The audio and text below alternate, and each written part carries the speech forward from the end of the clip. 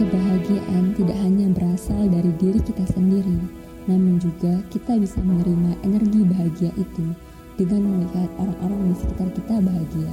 Namun kini, hal itu bukanlah sesuatu yang mudah kita dapatkan lagi.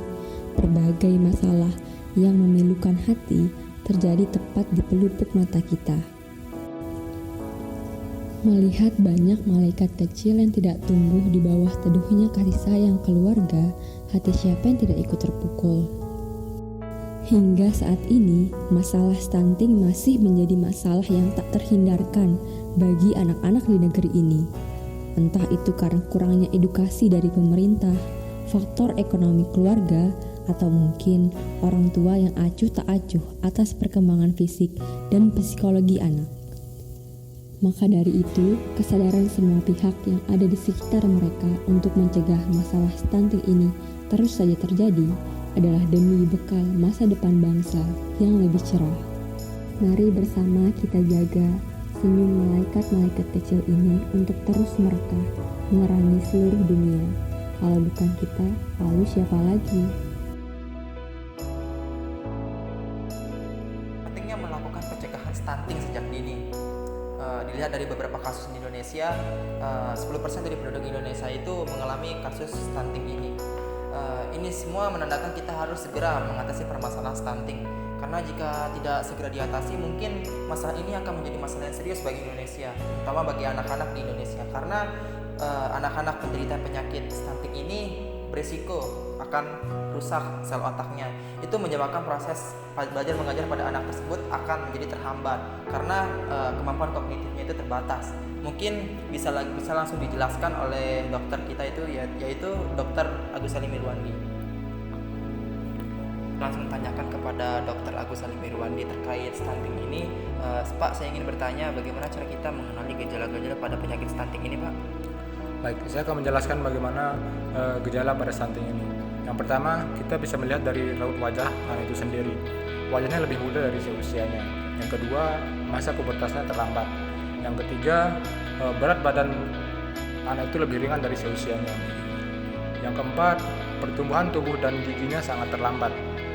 Yang kelima, pada anak berusia 8-10 tahun, dia cenderung pendiam dan tidak mau berkontak mata atau berbincang dengan teman seusianya. Yang terakhir, memiliki kemampuan otak dan berpikir yang sangat rusak atau buruk. Lagi satu, Pak, saya ingin bertanya tentang solusi yang bisa Bapak berikan kepada masyarakat Indonesia yang sedang menderita penyakit ini, terutama bagi anak-anak Indonesia. Apa Bapak punya solusi untuk mengatasi atau mencegah penyakit ini, Pak?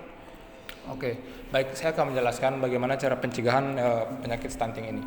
Yang pertama, kita harus memberikan asupan yang bergizi pada ibu hamil di saat masa kehamilannya. Yang kedua, memberikan asupan gizi yang optimal pada anak usia dini. Yang ketiga itu kita harus mengatasi anak yang susah makan. Yang keempat, menjaga kebersihan lingkungan seperti mencuci tangan sebelum dan sesudah makan.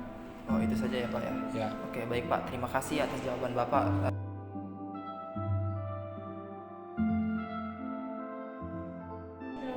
Ya, ada yang bisa dibantu. Silakan duduk, Bu. Jadi begini, Dok, saya ingin bertanya. Anak saya ini berusia 13 bulan dan tingginya 72 cm.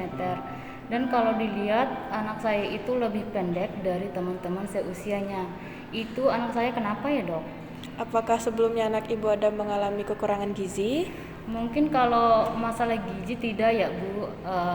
Permasalahan saya sudah memberikan makanan yang bergizi untuk anak saya, tetapi mungkin kuantitasnya itu tidak lebih banyak. Apakah anak saya itu mengalami stunting? Baik, sebelumnya saya akan jelaskan dulu stunting itu apa ya, Bu. Stunting adalah kondisi di mana tidak ada penambahan pertumbuhan pada anak dalam jangka waktu 3 bulan.